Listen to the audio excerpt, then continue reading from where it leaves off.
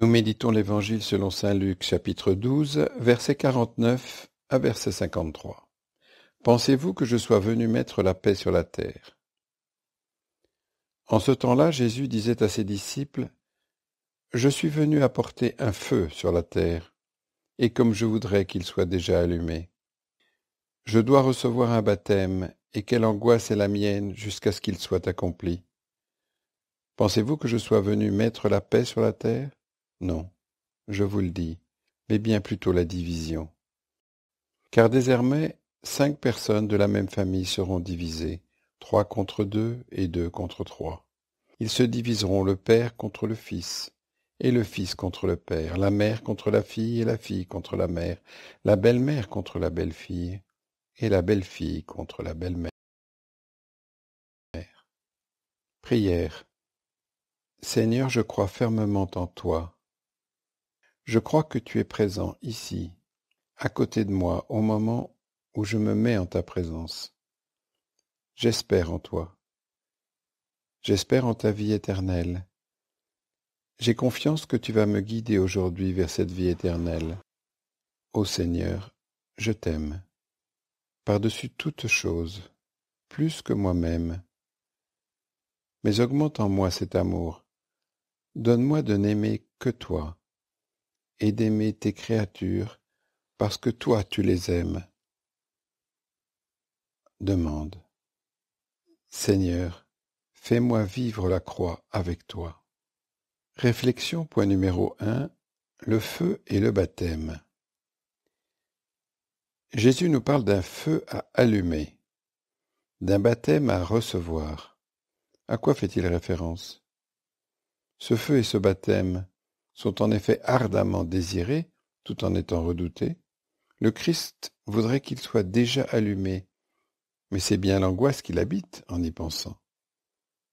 Ce feu et ce baptême, c'est tout simplement sa mission, son mystère pascal de passion, mort et résurrection. Jésus désire ardemment nous sauver, ressusciter pour nous, allumer en nous le feu de la grâce de l'Alliance nouvelle. Il veut, portant en lui l'humanité entière, recevoir le baptême du sang et de l'Esprit, qui nous vaudra le salut.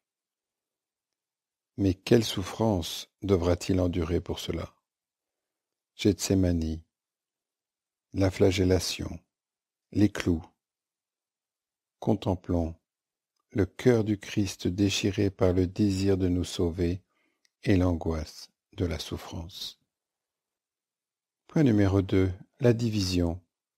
Depuis le péché originel, notre nature est déformée, corrompue.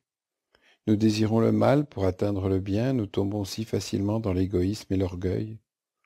Ce vieil homme qui est en nous, le Christ est venu le remplacer par l'homme nouveau, l'homme régénéré par le baptême.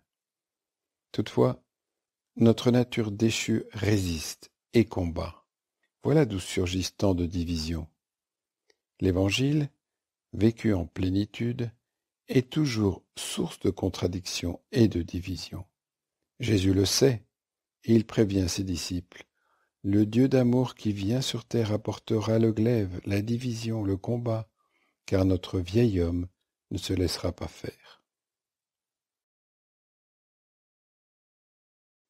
Point numéro 3.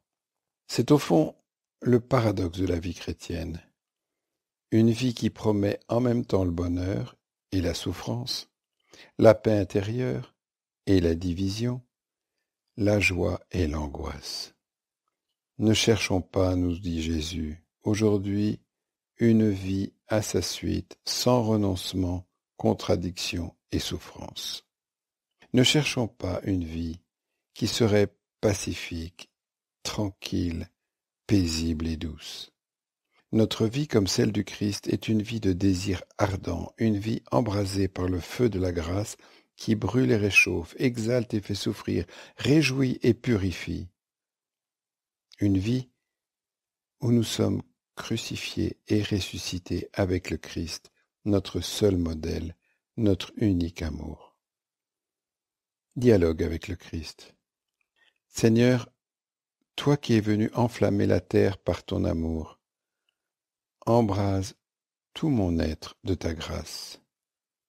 Renouvelle-moi intérieurement, donne-moi d'accepter et d'embrasser ma croix, la souffrance et la contradiction avec amour. Je sais que tu veux cette vie pour moi, une vie crucifiée avec toi.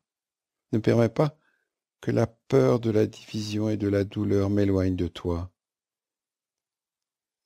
Jésus, Christ, fais de moi un instrument de ton évangile au milieu de ce monde. Résolution. Aujourd'hui, j'accepterai consciemment et volontairement une difficulté ou une souffrance de ma vie, l'offrant au Christ pour être plus sensible à lui sur la croix.